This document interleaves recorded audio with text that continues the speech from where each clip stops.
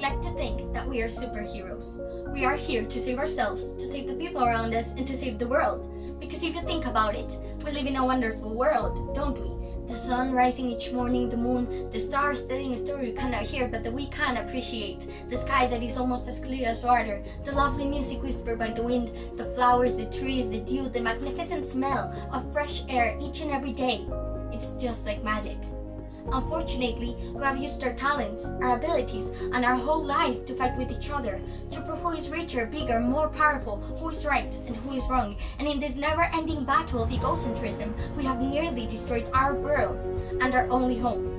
This is our time to act like human beings, to start believing that the future comes first and with it our next generations, because we're all one, and it's about time to demonstrate it. And this is just what sustainable development is looking for. So let's start with equality. It is a pretty simple word, isn't it? Uncountable noun, 8 letters, 4 syllables, and the stress on the A. Nothing out of the ordinary. However, when you put it together with its meaning, it isn't as simple, right? Or maybe it is. The problem comes when putting this into practice. The state or condition of being equal in rank, abilities, quantity, value, and degree in between others. We have been drifting apart from the start of time because of one's ethnicity, culture, race, gender, opinion, skin color, likes or dislikes, and I could keep going on and on forever. But I choose to believe that we can change, that we can love each other no matter what our differences are, that we can abolish judging others for what they do or do not have. Because you want to know a secret?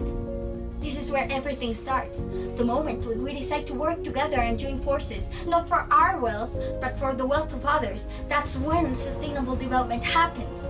That's when our minds come to original purposes, not to destroy, nor to criticize, but to help, to use what we have correctly and only what is absolutely necessary for us, so as to assure our future generations, sons, daughters, and grandchildren to have enough to survive. And in the path of accomplishing equality, there's economy and the environment.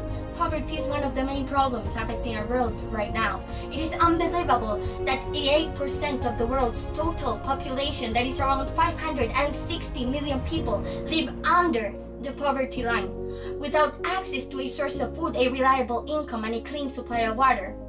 But what if, just what if, there was fair taxation?